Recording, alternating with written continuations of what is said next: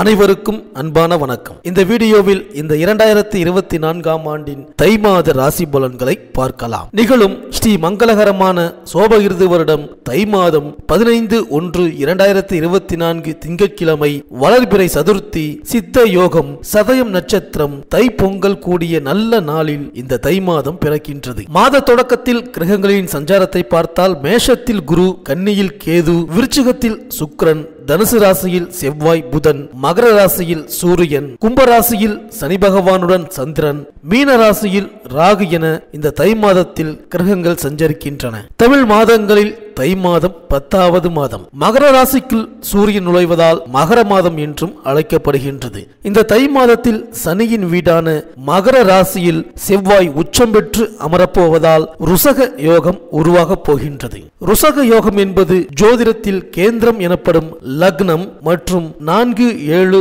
10 ஆகிய இடங்களில் செவ்வாய் அமையும் போது ருசக யோகத்தை அளிப்பார். சர லக்னங்கள் எனப்படும் மேஷம், கடகம், துலாம், மகரம், ஸ்திர லக்னங்களான ரிஷபம், சிம்மம், விருச்சிகம், கும்பம் ஆகிய 8 லக்னங்களுக்கு மட்டுமே ருசக யோகம் செயல்படும். தமிழர் திருநாளாம் தங்கநிகர் பொங்கல் திருநாள் 15/1/2024 திங்கட்கிழமை அன்று வருகின்றது. அன்றைய தினம் காலை 9:30 மணி முதல் 10:30 மணிக்குள் பொங்கல் பானை வைப்பது நல்லது. வீட்டில் வயது முதிர்ந்தவர்கள் மஞ்சள் கொத்து கட்டிய பானையை கையில் எடுத்து கிழக்கு நோக்கி நின்று சூரியனை வழிபட்டு அதன் பிறகு அடுப்பினை 3 முறை சுற்றி அந்த பானையை வைக்க வேண்டும். பானையில் வண்ணமயமான கோலமிட்டிருப்பது நல்லது. மாட்டுப் பொங்கல் அன்று காலை சிவாலயங்களுக்கு சென்று நந்தி வழிபாடு மேற்கொள்ள வேண்டும். எல்லா விதமான மாலைகளையும் சூட்டி நந்தியை அலங்கரித்து வைத்திருப்பார்கள். அவரை தரிசிப்பது மிகவும் நல்லது. நந்தி பதிகம் பாடினால் நலம் கிடைக்கும், வளம் சேரும். வீட்டு பொங்கலுக்கு மறுநாள் மாட்டு பொங்கல் வைத்து கொண்டாட வேண்டும். 16/1/2024 செவ்வாய்க்கிழமை அன்று மாட்டு பொங்கல் வருகின்றது. அன்று காலை 7:30 மணிக்கு மேல் 8:30 மணிக்குள் பொங்கல் வைத்து கோ பூஜை செய்து வழிபட உகந்த நேரமாகும். மேலும் தை அமாவாசை 9/2/2024 வெள்ளிக்கிழமை அன்று வருகின்றது. தை மாதம் வரக்கூடிய அமாவாசை திதியில் நமது முன்னோர்களை நினைத்து வழிபட்டால் எந்த நாளும் இன்பமாக வாழலாம். தை பிறந்தால் வழி பிறக்கும் என்று சொல்வது வழக்கம்.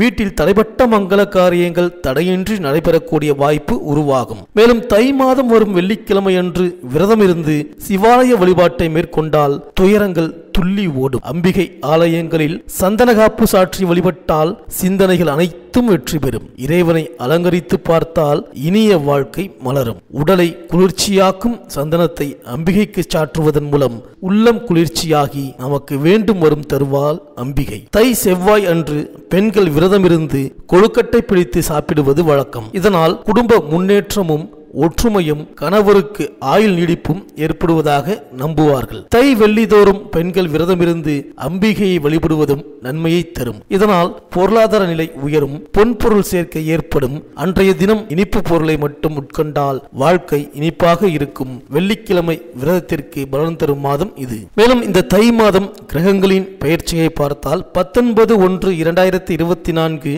அன்று சுக்கிரன் தனுசு ராசிக்கு பெயர்ச்சியாகின்றார். 27/1/2024 அன்று புதன் தனுசு ராசியிலிருந்து மகர ராசிக்கு பெயர்ச்சியாகின்றார். 4/2/2024 அன்று செவ்வாய் தனுசு ராசியிலிருந்து தனது உச்ச வீடான மகர ராசிக்கு பெயர்ச்சியாகின்றார். இந்த கிரகங்களின் சஞ்சாரம் மற்றும் மாற்றத்தினால் உங்கள் ராசிக்கு என்னென்ன பலன்கள் கிடைக்கப் போகின்றது, நீங்கள் செய்ய வேண்டிய பரிகாரங்கள் என்ன என்று இந்த வீடியோவில் பார்க்கலாம். அனைவருக்கும் இனிய பொங்கல் திருநாள். சந்திரனை ராசி அதிபதியாக கொண்ட கடகராசி அன்பர்களே, இந்த தை மாத கிரக நிலைகளை ஆராய்ந்து பார்க்கும் பொழுது மாத தொடக்கத்தில் சனி பகவான் அஷ்டமத்தில் சஞ்சரிக்கின்றார். எனவே அஷ்டமத்து சனியின் ஆதிக்கம் தொடங்கி இருப்பதால் எதையும் ஒரு முறைக்கு பல முறை யோசித்து செய்வது நல்லது. சொந்த வீட்டில் சனி சஞ்சரிப்பதால் வரும் விரயங்கள் சுப விரயங்களாகவே மாறும். குடும்ப பெரியவர்களையும் அனுபவஸ்தர்களையும் கலந்து ஆலோசித்து முடிவெடுப்பதன் மூலம் செயல்பாடுகளில் வெற்றி கிடைக்கும். இடமாற்றங்கள், வீடு மாற்றங்கள் எதிர்பார்த்தபடி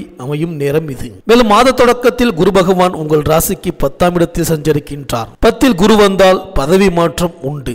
அந்த அடிப்படையில் உத்தியோகத்தில் கவனமுடன் இருப்பது நல்லது. உங்களிடம் ஒப்படைக்கப்பட்ட பொறுப்புகளை மற்றவர்களிடம் ஒப்படைக்க வேண்டாம். குருவின் பார்வை 2, 4, 6 ஆகிய இடங்களில் பதிகின்றது. எனவே குடும்பத்தில் இருந்த பிரச்சனைகள் நல்ல முடிவு முடிவிற்கு வரும். வருமானம் ஓரளவு திருப்தி தரும். வீடு இடம் வாங்கும் யோகம் உண்டு. பஞ்சாயத்துக்கள் முடிவதில் தாமதம் ஏற்பட்டாலும் கடைசியில் சாதகமான தீர்ப்பு கிடைக்கும். உடல் நலத்தில் கவனம் தேவை. மேலும் உங்கள் ராசிக்கு 8ஆம் இடத்தில் சனி பகவான் சஞ்சரிக்கின்றார். அஷ்டமத்து சனியின் ஆதிக்கம் தொடங்கிவிட்டது. எனவே தொழில் உத்தியோகத்தில் கடுமையாக உழைக்க வேண்டியதிருக்கும். அதே நேரம் எவ்வளவுதான் உழைத்தாலும் அதற்கு ஏற்ற பலன் கிடைக்காது. ஒரு கடனை அடைக்க மற்றொரு கடன் வாங்குவீர்கள். அனுபவஸ்தர்கள் அல்லது அருளாளர்களின் ஆலோசனையை கேட்டு முடிவெடுப்பதே நல்லது. மேலும் சனியின் பார்வை உங்கள் ராசிக்கு 2, 5, 10 ஆகிய இடங்களில் பதிகின்றது.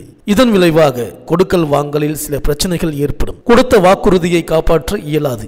எனவே வாக்கு கொடுக்கும் முன் கொஞ்சம் சிந்தித்து செயல்படுங்கள். எந்த வேலையையும் குறிப்பிட்ட நேரத்தில் செய்ய முடியாது. தாமதங்கள் அதிகரிக்கும். தடைகளும் குறுக்கீடுகளும் வந்து கொண்டே இருக்கும். சேமிப்பு கரைகின்றதே என்று கவலைப்படுவீர்கள். பூர்வீக சொத்துக்களை பாகப்பிரிவினை செய்வதில் உடன்பிறப்புகளுக்குள் உரசல் ஏற்படலாம். எதிலும் அகலக்கால் வைக்க வேண்டாம். இருப்பதே போதும் என்று உங்களை தயார்படுத்திக் கொள்ளுங்கள். புதியவர்களை நம்பி பொறுப்புகளை ஒப்படைக்க வேண்டாம். யோகம் தரும் வழிபாடுகளை மேற்கொண்டால் வளர்ச்சியில் உள்ள தளர்ச்சி அகலும். மேலும் உங்கள் ராசிக்கு 9ஆம் இடத்தில் சஞ்சரிக்கும் ராகுவால் பாக்கியஸ்தானம் பலம் பெறுகின்றது. அதே நேரம் சகாயஸ்தானத்தில் கேது சஞ்சரிக்கின்றார். எனவே தொழில் வளர்ச்சி அதிகரிக்கும். தூர தேசத்திலிருந்து நல்ல தகவல் கிடைக்கும். தர்ம காரியங்கள் செய்யும் வாய்ப்பு உண்டு. தடைகள் தானாக விலகும். மங்கள காரியங்கள் மனையில் அடுத்தடுத்து நடைபெறும். உத்தியோகத்தில் உயர்வு உண்டு.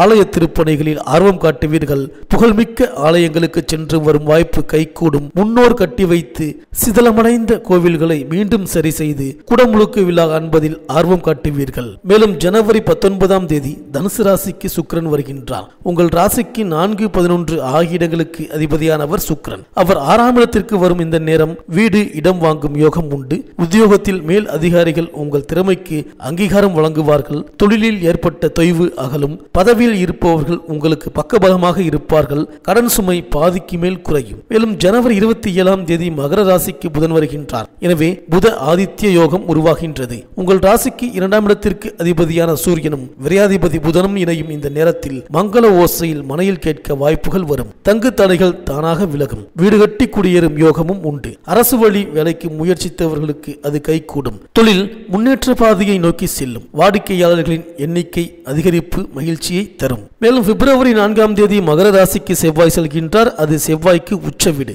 உங்கள் ராசிக்கு யோகம் செய்யும் கிரகம் செவ்வாய். அவர் உச்சம் பெறுவதால் எல்லா வழிகளிலும் உங்களுக்கு நன்மை கிடைக்கப் போகின்றது. பொருளாதார நிலை உச்சம் பெறும். புதிய வேலைக்கு முயற்சித்தவர்களுக்கு அது கைகூடும். நண்பர்கள் நல்ல தகவலை கொண்டு வந்து சேர்ப்பார்கள். பொது வாழ்வில் உள்ளவர்களுக்கு புதிய பாதை புலப்படும். வியாபாரம் தொழில் செய்பவர்களுக்கு மாற்றினத்தவர்களின் ஒத்துழைப்பால் மகிழ்ச்சி கூடும். உத்தியோகத்தில் உள்ளவர்களுக்கு உயர் பதவிகள் உண்டு. கலைஞர்களுக்கு வாய்ப்புகள் வாசல் தேடி வரும். மாணவ மாணவியர்களுக்கு மறதி அதிகரிக்கலாம். பெண்களுக்கு குடும்ப சுமை கூடும். வாழ்க்கை துணையுடன் விட்டு கொடுத்து செல்ல வேண்டிய நேரம் இது. இந்த கடகராசி பெண்களுக்கு அஷ்டமத்து சனியின் ஆதிக்கம் தொடங்குவதால் எதிலும் கூடுதல் விழிப்புணர்ச்சி தேவை. வரவை காட்டிலும் செலவு கூடும். வாய்ப்புகள் பல கை நழுவி செல்லும். கணவன் மனைவிக்குள் ஒருவரை ஒருவர் புரிந்து கொண்டு செயல்படுவது நல்லது. பிள்ளைகளை உங்கள் மேற்பார்வையில் வைத்துக் கொள்ளுங்கள். உத்தியோகத்தில் உங்கள் திறமைக்கு உரிய அங்கீகாரம் கிடைக்காது. ஊர் மாற்றமும் இடமாற்றமும் திருப்தி தராது.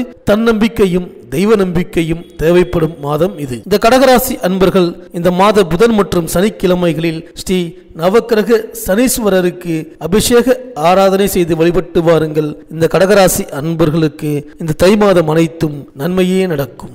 இந்த வீடியோ உங்களுக்கு பிடிச்சிருந்தா லைக் பண்ணுங்க, உங்க ஃப்ரெண்ட்ஸ்களுக்கு ஷேர் பண்ணுங்க. நம்ம சேனலை தொடர்ந்து பார்க்க மறக்காம சப்ஸ்கிரைப் பண்ணுங்க. பக்கத்தில் இருக்கிற பெல் ஐக்கானை கிளிக் பண்ணிக்கிங்க. மீண்டும் அடுத்த வீடியோவில் சந்திப்போம். நன்றி, வணக்கம்.